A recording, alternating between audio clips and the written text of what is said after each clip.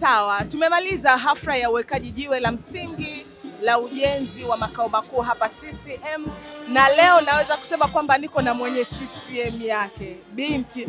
Sisi tukiwa kama Malkia Choice FM, sauti ya mwanamke, tunatamani kuzungumza vitu viwili vitatu kwa sababu Jokate wewe ni binti. Kwanza wenye CCM ni wanachama wa CCM. Na vipenzi wa CCM sisi tunaitumikia tu kwa nafasi ya mnaitumiwa. Yes. Lakini kama binti mdogo ambaye umepata wadhifa mkubwa sana, tunaelekea katika kipindi cha uchaguzi. Tunatamani kufahamu changamoto za wanawake katika kipindi hiki cha kuelekea uchaguzi ni zipi ambazo unaziona kwa mtazamo? Kwanza mimi ambacho nakishukuru ni kwamba chama chetu cha Mapinduzi kinazingatia sana uwiano wa kijinsia, na changamoto kubwa huko nyuma ilikuwa ni changamoto za kimfumo, lakini kupitia Chama cha Mapinduzi tumeweza kuja na sera ya mabadiliko ya kisheria ambayo yamekuwa very accommodating kwa jinsia ya kike. Na mimi sitoshangaa mwaka huu hata zile wale watakaorudishwa na chama kupigiwa kura za maoni katika yale makundi ya wanawake watapewa nafasi kubwa sana. Kwa hiyo tulikuwa tuna changamoto hizo huko nyuma za kimfumo. Kwa hiyo lakini kidogo kidogo tunabadilishwa. Na mimi naamini kupitia uongozi wa mwenyekiti wetu Rais Dr. Samia Suluhu Hassan, yeye mwenyewe pia anakuwa ni kielelezo cha hamasa kwa wanawake wengi kuweza kushiriki. Kwa hiyo kile changamoto ya uhamasishaji kuwa hafifu, hicho tayari kimefanywa kazi. Na changamoto zingine za kimfumo ambazo zimefanywa kazi kwenye sheria, mabadiliko ya sheria iliyofanyika, lakini hata ndani sisi ya chama chetu jinsi ambavyo tunaangazia uwiano ule wa kijinsia, nadhani inaenda kuwapa wepesi wanawake wengi hasa mabinti kuweza kuona na wao wana nafasi kubwa ya kushiriki kwenye uchaguzi wa mwaka huu. Yes. Lakini tunaona na tunashuhudia kwamba wanawake wengi sana hasa wa pembezoni wamekuwa ni watu wa kutizama, sio wanaoshiriki. Yaani ni watu ambao wanatizama tu mambo yanavyoenda, lakini sio sehemu ya watu ambao wanashiriki. Jitihada gani ambazo mnazifanya kuhakikisha na mwanamke aliyoko kijijini anashiriki? Anakuwa ni sehemu ya muundo wetu wa chama unakwenda mpaka kwenye vijiji. Sisi sio kama vyama vingine ambao muundo wao unaelea sana huku juu. Sisi muundo wetu unakwenda mpaka kwenye vijiji. Na hata jumuiya zetu hizi unakuta jumuiya zinafika mpaka kwenye vijiji.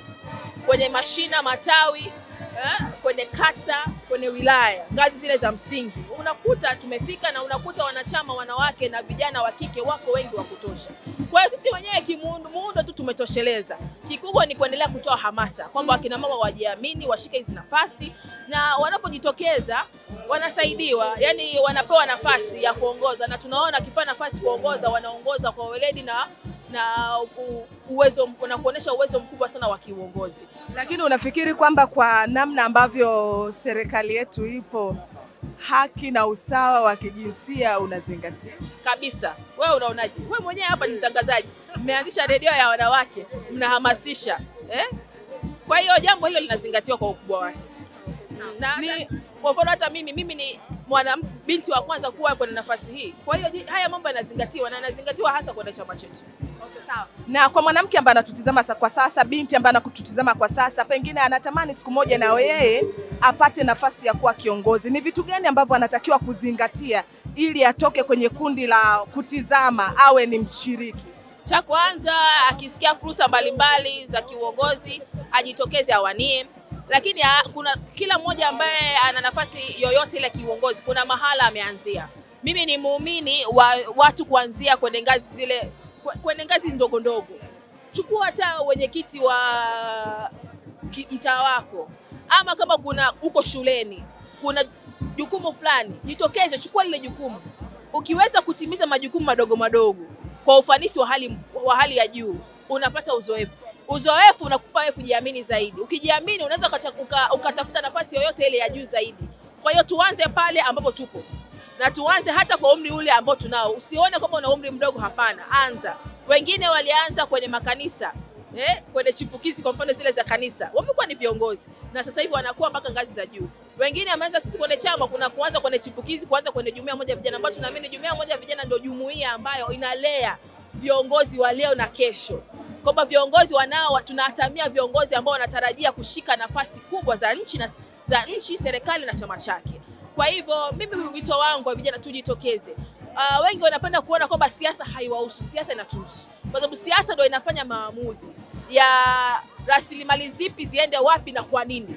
Kwa hiyo wajitahidi sana wawe ni sehemu ya yale maamuzi, wawe kwenye meza ya maamuzi. lakini huwezi kuwa kwenye meza maamuzi usipokuwa na maandalizi. Na maandalizi ndo kama hayo. Ukiona nafasi yoyote kwenye kanisa, kwenye msikiti, kwenye jamii yako, kwenye shule, ichukue.